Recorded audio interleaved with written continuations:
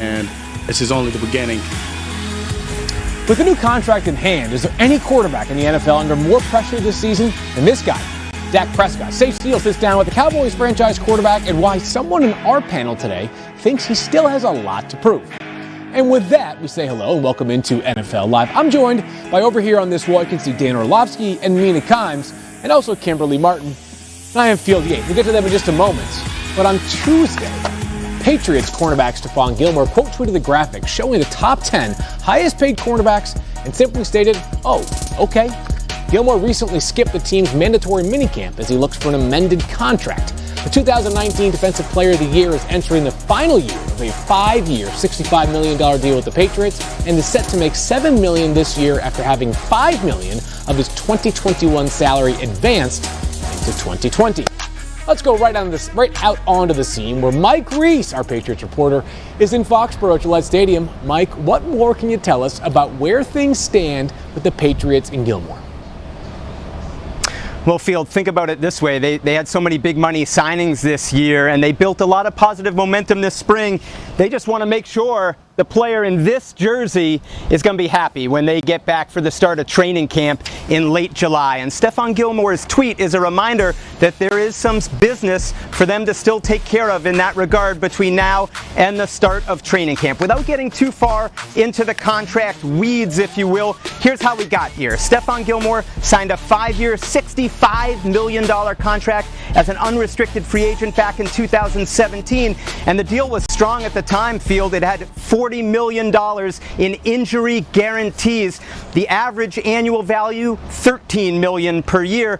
The market has really exploded since that point. And here's Stephon Gilmore saying, the last year of my deal, the base salary is a little bit lower because the guarantees were so much higher earlier in the deal. He's almost trying to entice the Patriots back to the negotiating table. If there's Patriots news, there is nobody to discuss it that is better than Mike Reese. Mike, thank you so much, as always. Ever since coming over from the Bills in 2017, Stephon Gilmore has been incredible. According to NFL's Next Gen stats, he has allowed just over 5.9 yards per target when he's the closest defender. That's the best of any DB who has been targeted at least 200 times. Teams complete just 51% of their passes when throwing Gilmore's way. That's the third lowest of any DB over the last 4 years. Impact player. All right, now we get to our panel, and Mina, I'm going to start with you. Really simple question, but an important one. Just how crucial is Stephon Gilmore to the Patriots defense? I think he's extremely important, and I think they need to make this work because this Patriots defense Field is built back to front, by which I mean the secondary is the strength of the unit. Last year, even when the performance declined precipitously and largely due to, some of the departures in free agency, the opt-outs, injuries, they still finished about average against the pass. That wasn't because of the pass rush. In fact, the Patriots finished second worst in the NFL in pass rush win rate. It's because the coverage was so sticky. And that's not just Gilmore. J.C. Jackson, excellent. Jonathan Jones, terrific slot corner. Safeties are good. You've got a rising safety in Kyle Duggar. But surprisingly, behind Gilmore, there's not a lot of depth at outside cornerback. I know they signed Jalen Mills this offseason, but they still need him because this is a secondary that is complicated. They play a lot of man. They're one of the better groups in the league, and I think to lose him in a year when you're obviously so determined to compete, and the Patriots are based on their signings, it just doesn't make sense. Yeah, Mina, I would say that I've always believed the greatest gauge for a cornerback or how good he is how well he plays in man coverage. No corner in the league over the last 3 years has been asked to play man-to-man coverage more than Stephon Gilmore. Now, I think this is a top 5 defense in New England with Stephon Gilmore. Now, why do I say that? So, a lot of times right now in the NFL, we hear 11 on 11 football when it comes to the offensive side because of the quarterback run game, right? 11 on 11. I think Stephon Gilmore allows the Patriots to play kind of a 10 on 9 defense. You could put him on a team's number one receiver on a consistent basis, put him by himself, and then the 10 guys left on defense, if you're not playing a running quarterback, can play 10 and 9 football. Now, the caveat to the whole situation, I would say, is this. Even if let's say they decided to move on from Gilmore, I still think it's a top 10 defense. Because I think New England is a defense that is potentially going to play a ton of 3 safeties, what is known as big nickel in the NFL. You mentioned Kyle Duggar. They still have McCourty and Adrian Phillips. So if you put 5 defensive backs on the field and only have 2 of those guys as corners, well, then one could be J.C. Jackson, and one could be Jonathan Jones or Williams, and then those 3 safeties play. So if that's going to be the philosophy of New England, it's going to minimize the necessity for 3 or 4 really good cover corners. J.C. Jackson is absolutely lights out as a corner. So really the whole situation for me comes down to what kind of scheme do they think they're going to play a ton, dependent on how really important he's going to be to their defense this season. I agree with you, Dan, that I think this is upside for top 5, which is remarkable considering this is the worst run defense in the NFL last year, by the way. To me, the danger of this is, first of all, the Patriots' defense is the strength of the team. It's not the offense going into this year. If you take Gilmore out, while you're right, I do imagine that you're going to have 3 safeties on the field a fair amount. Jackson is really good. He can cover a number 1. Suddenly, it's like, okay, you take him out, and then suddenly another corner has to step up, and the pressure on every single person in the defense increases, including the front 7. Dan, you know that the Patriots' defense, they don't blitz a ton. It's a lot about generating pressure on the inside and sort of making life uncomfortable for the quarterback while the corners hold up in coverage. Without Gilmore, it just gets a little bit harder, and suddenly depth becomes starters, and there's pressure on pieces that you saw previously as just incremental to step up and become disruptive players in this defense. And as we know, coaches think about now, GMs think about the future and now, and it's worth noting that both J.C. Jackson and Stephon Gilmore are going into contract years right now. You'd think the Patriots are mindful of 2022 and beyond, but Cameron, let's introduce the possibility that Stephon Gilmore could not be a Patriot next year. Maybe his frustration boils over. If he were to be traded, as you canvass the league, what would a potential deal look like? Field, so obviously you got to gauge other teams' interests. And so when I reached out to league sources, the feedback I got was there'd be at least 3 to 5 teams that are interested in Stephon Gilmore. Yes, he's a little older than 30, but he's still a very good player. It's interesting that from everybody I spoke to, they all came back with, I give up a third. I could see a team giving up a third for him. The question is, do you do an extension with him or hold off? But the discrepancy in the conversations I had was what kind of team would be interested in Stephon Gilmore. From some people I heard a team that thinks it's ready to win it all right now, so a Rams, a Chiefs. I also heard a team that might be a little desperate, a team that has a defense that is underperformed, like the Raiders. So it'll be interesting to watch this situation unfold. Well, one thing we know is that wherever Stephon Gilmore plays this year, he's going to bring good football with him. He and Jalen Ramsey are the only cornerbacks who have been selected to the Pro Bowl in each of the past 3 seasons. It's a good day to be Ryan Ramczyk as the Saints locked up the indispensable right tackle, agreeing to an extension with him that will pay him $96.2 million over the next 6 seasons. If you're wondering where that ranks historically, he's the highest paid right tackle ever. Not bad. Coming up next on NFL Live, Mina will give us her top 5 non-quarterback rookies that need to make the biggest impact on their team right out of the gate. Can't wait for that. And later on, we'll dive into the situations that Kyler Murray and Dak Prescott are in as they have their sights set for the upcoming season. The quarterbacks might not actually be the ones under the most pressure. That's a change. Jacksonville Jaguars head coach, all eyes turn towards Trevor Lawrence, the presumptive and eventual number 1 overall pick. He's going to be great, but Urban Meyer is not trying to rush anything with this star pupil. In a recent interview with USA Today, here's what Meyer had to say about Lawrence's readiness for Week 1. He's not ready yet. He doesn't have to be ready yet. Adding later, we started installing the playbook with him well before the draft. So you can see the retention. He's got a really good work ethic, and he's progressed really well. All right, Kimberly, head over to you to talk about a little bit more from what we heard from Urban Meyer. What do you take away from his comments regarding Trevor Lawrence?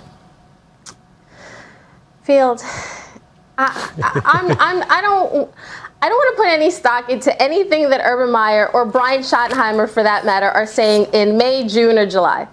Just get me to Week 1, because that's when we'll see how ready Trevor Lawrence is.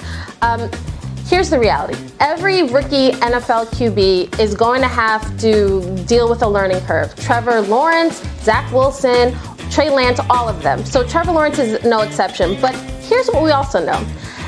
Urban Meyer was a great college head coach. He didn't have to come to the NFL. Why did he come to the NFL and go to Jacksonville of all places? Trevor Lawrence. So there's no doubt, despite what anybody says between now and week 1, there's no doubt that Trevor Lawrence is the future. He is their guy. He is their starter. And Urban Meyer would still be at Fox in a booth at the desk, just like you right now, if he didn't believe that Trevor Lawrence could be that guy. So I think all is well in Jacksonville. So I don't want to risk the wrath of Mina Kimes by noting that wins are not a quarterback's. I can't even try to get what I'm trying to say. Wins are not a quarterback stat. But the point I was trying to make is that the last time a rookie quarterback led his team to a winning record was all the way back in 2012, and that was Andrew Luck. I was so nervous about Mina getting mad at me that I almost fumbled over my words 8 times. Now we'll get back to Mina and another rookie that got a lot of attention from teammates during his minicamp. This is from our ESPN.com Ravens reporter, Jamison Hensley. The headline is, "Wiggle While You Work." Rashad Bateman is turning heads with the Ravens. Mina, with that in mind, let's see you wiping your hands together. Give us your 5 most important rookies that are not quarterbacks for 2021. Here we go.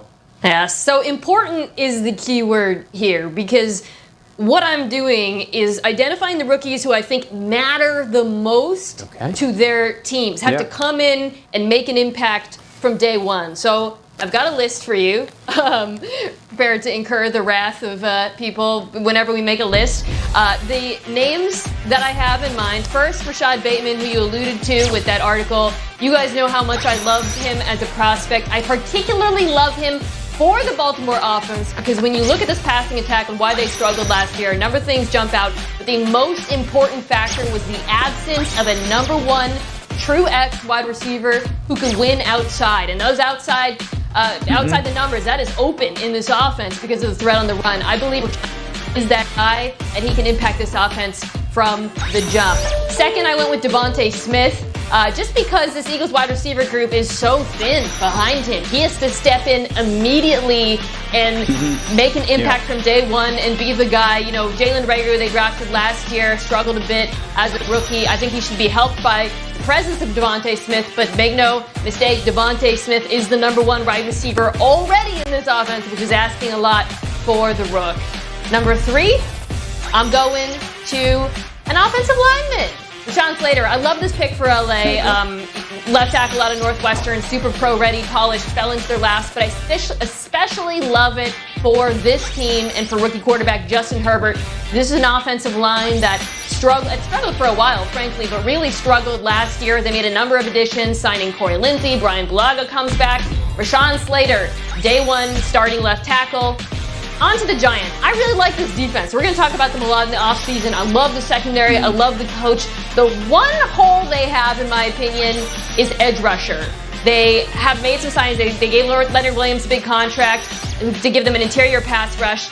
But I wouldn't be surprised if Azeez Ojulari, edge rusher out of Georgia, has to come in and from the beginning of the season be an important piece on this defense in that front 7. Finally, last player, Kyle Pitts. Look, he is the best player out of the group. But the only reason I wouldn't say he's the most important is because they still have Calvin Ridley, who I do think is number 1 wide receiver. However, with Julio Jones out of this offense, Kyle Pitts is going to become a focus, which is actually a lot of a tight end, because tight ends often have a bit of an adjustment period to the NFL. Best weapon in the incredible piece for Arthur Smith to play with. I'm so excited to see what he does in this offense. I love this list. Mina, this list is like when I make a food list and turn it into a tweet and send it out. Like, it's perfect, right? It's absolutely what I'm saying. I want to hit on a couple guys. I really want people to understand like how important the impact of Rashad Bateman can be on this Ravens offense. Because it's a really good offense without him, right? But think about Lamar Jackson having a number 1 receiver on the outside now that, hey, 3rd and 7, I could throw the ball to him. And then think about what it's going to do for Hollywood Brown. Hollywood Brown can live a little bit more on the inside. And then think of what it's going to do for Mark Andrews, who's already great in their run game. So, like, if he could have a Justin Jefferson type of year, not that great because Jefferson's special, but that great, the impact of their offense. And I've said all offseason, don't mistake Justin Herbert's performance last year thinking the offensive line was good. It was atrocious. But imagine if Rashawn Slater can become the next Ryan Ramczyk, who just got a bunch of money today. Like, what he's going to do when you have an offensive line and a superstar quarterback, not only this year, because if he plays good this year, if he's Tristan Wirfs, type of impact this year, this is a playoff football team. Like, this is a bona fide playoff football team because of that offense. I love the Ojulari thing because Patrick Graham, the Giants defensive coordinator, he can now take Ojulari and Leonard Williams and be like, okay, what pieces do we move on the offensive line to create these one-on-ones? So I love the list. 3 names that I wanted on the list, though. I think Kadarius Toney's just as big for the Giants as Ojulari. Like, can he go be Percy Harvin? Just because his playmaking ability. We know that Daniel Jones needs somebody that, if you could get the ball to him 12 times a game, I don't care if it's a pass, a jet sweep, push the ball downfield, that's a huge one. I also think Greg Newsome from Cleveland, and then Rondale Moore for Arizona, another guy who just needs touches. Those 3 names, I think, are just as important as those 5 you threw on your list. For those unfamiliar with Dan's Twitter list, by the way, my 5-year-old nephew has a more refined palate when it comes to food than Dan. But that's neither here nor there. Like just go follow chips, huh? Dan Orlovsky. You like potato chips. They're disgusting. Come on, Dan. Everybody likes potato chips, but you, Dan. It makes absolutely no sense whatsoever. But I suppose that's neither here because I like the way food tastes. Nor there. Yeah, come on now. No Michelin stores coming your way. All right, so we just talked about Kyle Pitts. He's guaranteed with his money, but George Kittle, Travis Kelce, and Darren Waller, they're not paid as much compared to the top receivers in the league. Is one position more valuable than the other? We debate that next on NFL Live.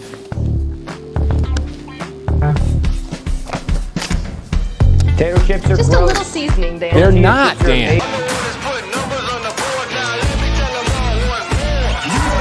One of the best in the NFL. He catches everything. Kelce reaches up and makes the grab. Stone cold Kittle. You want one guy on this football team to get the ball. You want George Kittle. Can you smell what the It's been a long time since I've seen a guy like this. Darren's a great player, and I know Kittle and Kelce are as good as they get. So Waller's right up there with them. From the established elite to the next man up, that will be Kyle Pitts of the Atlanta Falcons. As the Falcons use a chunk of their cap space that they created when they traded away Julio Jones by signing Kyle Pitts to his 4-year deal with a 5th-year team option. It's worth a fully guaranteed $32.9 million. Not bad coin. Now, that being said, Pitts' rookie deal was slotted, but now retired tight end Greg Olsen had some thoughts on how much tight ends around the league are paid. He said this recently on Part of My Take. We have to do the same expletive that a $15 million left tackle has to do and run the same routes against the same guy that a $15 million wide receiver has to run routes against. And they're going to pay us $7 million. All right, for more context, here are the top paid wide receivers and tight ends on a per year basis. At the very top, you got DeAndre Hopkins and Julio Jones, plenty of other superstars like Michael Thomas and Tyreek Hill. Some guys with new deals this offseason include the likes of Kenny Golladay plus Tyler Lockett. And after, that's right, 16 wide receivers, we finally get to the top paid tight end. That's George Kittle at $15 million behind the likes of Cooper Kupp and Brandon Cooks. All right, Dan, it's a question that I think is one we could spend an entire show on, but do we undervalue the tight end position in the NFL right now? Heck yes. I didn't know that list was going to be that list until we just showed it. I mean, that's eye-popping to me. Those are some really good receivers, don't get me wrong, but like, my goodness. Kittle's 16th. This is why the tight end is undervalued, and this is why the tight end is the most important position outside of quarterback offensively. Because you get 3 players in one if you get a really good guy. Like, you can get a tight end that can be an offensive lineman, both in the run game and the pass game when it comes to protection. Like, I can have my offensive lineman added in protection, and then I can have my offensive lineman added in the run game to double team or whatever. George Kittle is one of the best blockers in the NFL. Forget the tight end position. Then I could have him in the pass game as your inline guy, like your traditional Mark Bavaro type of pass catcher. Obviously huge threats in the red zone, but then I also can move those tight ends around as wide receivers. I could put them outside by themselves like we see the Chiefs do with Travis Kelce, the Raiders do with Waller, and even George Kittle. So like, I'm getting 3 different pieces in one. Receivers are great, but no position in the NFL, really offensively certainly, can do as much with one body as an elite tight end can. Okay. You said a lot of things I do agree with, so let's start there. First of all, I think the incredible value you can get from a tight end right now in today's NFL is the versatility. I mean, we're talking about George Kittle. He is sort of the poster boy for versatility and confusion, because the reason he's so deadly in that offense in particular is when he is lined up, you have no idea if he's going to block if he's going to leak out, if he's going to run a vertical route. He is an absolute nightmare for defenses to defend as a result. Also, because the NFL is so pass heavy lately and over the last really 10 years, you've seen more defenses go lighter. Nickel is the new base. Cornerbacks are on the field as teams use 11 personnel, and because of that, you're able to get mismatches with tight ends when you use them in the passing game. It's easy to isolate them on a linebacker or even a safety that they're slower in. All of that is true. That said, versatility does not equal more value. Just because a tight end can do multiple things doesn't mean I wouldn't rather have a number one wide receiver who can go up against a team's, number one cornerback and get you 11 to 15 yards instead of 7 to 12 yards. I also believe the tight end position is kind of interesting, Dan, and you can tell me what you think about this in terms of the landscape, where there's a very clear top tier with Kittle, Kelsey, Waller. I would say Mark Andrews is sort of, and then you got, your Tunyons and Fants. And then it drops off quite precipitously. After that, I would say a lot of the tight ends in the NFL tend to be a bit more interchangeable. Whereas there's top maybe 10 to 15 wide receivers who I think are more useful to their offenses. Yeah, I would agree with that, but that's one of the points of why it's so difficult to get those guys. There's more good receivers than there are really game-changing tight ends. Context matters here too. I don't think either of us are saying, "Hey, give me, Darren Waller over Calvin Johnson," right? That there's a difference in that. I also think it's important to point out, the NFL right now, offensive football is really about two things: information and matchups. And that's why tight ends are so near and dear to me, is because I can create information for my quarterback, my receivers, my tailbacks, my offensive line with the tight end way more than I could do it with the wide receiver. So, while the production may not be the same individually, everybody's better because of them. And I can't create matchups. You mentioned the nickel. I can't create matchups with a wide receiver like I can a tight end. And I could, I've been in offenses. I played with Dallas Clark, where we would call 3 plays in the huddle, and Dallas would line up by himself. And then depending on who went out to cover Dallas or what kind of defense it was, we called that play at the line of scrimmage. So it just made everybody in our offense better because of the information and the matchup that we had. And I think that's something that certainly financially is undervalued with the tight end position, where Greg Olson's completely correct. I agree with that. I also think you mentioning information makes, and kind of running through these top tight ends, one thing they all have in common is really good offensive coaches. Obviously, Kelsey with Andy Reid, and of course George Kittle with Kyle Shanahan, but Gruden, for all the criticism, does a really good job with the offense in Las Vegas, Tunyon in Green Bay, and I can't help but think oh man, the tight end position might be more valuable if you have an offensive coordinator who knows how to use the player to create the mismatches we're talking about. Which, to bring this full circle, is why I'm so excited to watch Kyle Pitts with Arthur Smith, because that combination of him and Calvin Ridley is going to be a nightmare for defenses. And of course, man, you remember, as Mina was alluding to, Arthur Smith was a tight ends coach earlier in his coaching career. He's got his eyes looking like saucers right now, thinking about Kyle Pitts in his office. Just like mine. Exactly right. All right, let's move over to Cam Newton, who, Cam Newton, as we all know, is in the midst of a quarterback battle with Mac Jones. Here's what he had to say in response to the haters. I feed off of it, but I don't feed it. It's two different things. When I sense, or I'm moving way too fast, so I want to process that and make that fuel me. I don't dwell on what a person may say, what the person may say, she say. I just use it to my advantage, and I feed it what I don't want to feed it. Excuse me. Kimberly, that was a lot, and I'm having some vision issues, so I couldn't see all of it right at once. But from what you did see previously, what you may have heard right there, what's your reaction to Cam Newton right now in his quotes? Field, I was just excited to hear you read that Cam Newton quote. I just wanted to hear Cam's words coming through your voice, so that tickled me. So I hear Cam. I hear it. We all have people that doubt us, and we all want to prove them wrong.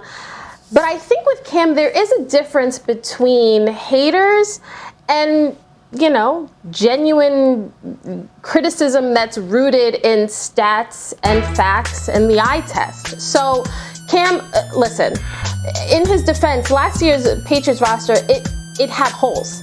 Offensively, it had holes. Like Tom Brady, one of the things Tom Brady was saying was, this offense, we don't have enough pieces. So I understand where Cam is coming from as far as he didn't have a lot to work with last year. That he also caught COVID, so we don't know, that affected him as well. But at the end of the day, when you looked at that offense, it left much to be desired. When there's errant passes, when there's throws that don't make it downfield, when there are opportunities to throw it deep and we don't take those opportunities, that does fall on Cam. So I think there is a difference between Cam haters, and I am not one of them. I hope he balls out this year. But at the end of the day, the Patriots have their franchise QB. So Cam wants to have a big year, but Mac Jones is still on the roster. All right, well, a long time ago, Cam Newton was, of course, the number 1 overall pick. A more recent number 1 overall pick, Kyler Murray. And Kyler says he's tired of losing and is motivated to get to the playoffs for the first time in his NFL career. But did the Cardinals do enough this offseason to make the jump? Someone here thinks they did. Some notable names. None more notable than J.J. Watt, the 3-time AP Defensive Player of the Year, signed a 2-year deal in March. Just a few weeks later, Arizona added former Bengals star A.J. Green on a 1-year deal. Green has reached 1,000 receiving yards 6 times in his career, but hasn't done so since 2017. Then in the draft, the Cardinals took a first-round linebacker for the second straight year, selecting Zaven Collins, 16th overall. In the second round, they got Purdue's speedy wide receiver and playmaker, Rondale Moore. But how about this from Kyler Murray, their quarterback? The roster certainly looks better on paper, but he's tired of losing. He had to say, quote, emotionally last season was definitely frustrating, especially for a guy like me. I want to win. Not going to the playoffs is weird for me. I know it's the NFL and I haven't been yet, but I've always played past the regular season in every sport. It's different. I am definitely not looking to get used to that. A lot of anger and frustration when you are losing those games you think you should win. At the same time, I'm a self-motivated guy. I take all that as motivation. All right, Dan, what do you make of Kyler Murray's comments? A guy who is entering his 3rd season, but it feels like a critical one because he is the first overall pick just 2 years ago. Yeah, if Kyler's tired of losing, thank God he wasn't in Detroit for 7 years like I was. Listen, I love the comments out of Kyler Murray. I always tell people, don't get numb to losing when you go to the NFL because you've fulfilled the dream or the check comes in. Because I know that happened to me. I was part of a high school program that won a lot of games and part of a college program that kind of flipped one from a loser into a winner. And you think, okay, I'm going to go win in the NFL. And then it doesn't happen because that's just the reality of the NFL. And I did it myself. And I watched teammates that were really good players do it. You become numb to losing. Because you're like, well, it's a business. It's a business and a business. But winning and losing is not a business. So I love to hear this from Kyler Murray that he's like, I'm not going to allow myself to get used to the losing and continue to hate it. Yeah. I would point out 2 things on the football field that I want to see for them field. First of all, Cliff Kingsbury's offense. Coming from college to the NFL, the reason it struggled a little bit last year, and so did Kyler, was when teams decided to play zone defense. Now, Cliff's offense is all about creating space. And in college football, that's easy to do because of the players. They're slower, they're not as long, they're not as athletic. Yes. Create space, attack space. Create space, attack space. But when a defense in the NFL decides we're not going to give you the space, we're just going to play zone and allow our guys to run there, you have to attack with scheme. And Cliff didn't do that enough last year. So that's the first step, is he's got to do a better job of that, and so does Kyler. And then I want to touch on A.J. Green. Listen, A.J. Green, great career, all that. He cannot be their number 2 option, pass-catching-wise. He should be their 4th guy. It should be Christian Kirk and Rondale Moore as their 2-3 options in the middle. If A.J. Green catches 30 or 40 passes this year, that is a huge success. But he can't be reliant on A.J. Green as his number 2. Rondale Moore has a chance to be a really special slot receiver. Christian Kirk down the middle of the field as a slot receiver should be really good for them. Those 2 young players need to take steps just as much as Cliff Kingsbury in his scheme and Kyler in his execution. Wow. Okay, Dan, I'm sorry to interrupt you with my yes and thank you, but I just agreed with everything you were saying about Cliff Kingsbury's offense, and I couldn't restrain myself. To Kyler's point, first of all, I agree. That notion that he will not be okay with winning, obviously that is important, and those are the hallmarks of a great quarterback. You also know, Dan, that I'm very opinionated about my belief that wins are not a quarterback stat because you have great quarterbacks on teams that don't win games. Heck, look at Justin Herbert last year. None of that was his fault. Or you have mediocre quarterbacks who can go all the way to the Super Bowl. There are a lot of things in this Arizona team that'll determine the season that are beyond Kyler's control. He can't fix the secondary. I think this is a secondary with a lot of holes. He can't change Cliff's scheme. Everything you said about him making it more of an NFL offense and not counting on his guys to just go out and win against zone defense, I could not agree more. What he can do is control the controllables. His pocket presence, his accuracy over the middle of the field. Those are things that are Kyler Murray's, they're under his own control. And if he focuses on that, everything else if everything else falls in place, then this is a playoff team. So, Kimberly, it seems like Kyler is saying this is a make or break season for the Cardinals with his words. Do you agree with that assessment? Yeah, because in the NFL, I believe if you're 7-9, 8-8, if you're in that middle of the pack, that's actually the worst thing to me. Because you don't have the benefit of good draft picks and you also aren't winning. Like, that in between is terrible. You know, when you look at the Arizona Cardinals, I felt like the last couple of years it's sort of like, what is their offensive identity? You know, can they close out games in the fourth quarter? Can they close out games as the season goes on? Last year, I know Kyler was hurt, but over their last 10 games, their defense was giving up almost 30 points in 6 of those 10 games to close out the season, despite their fast start. So there's a lot of issues, as Mina and Dan addressed. There's a lot of issues offensively, defensively.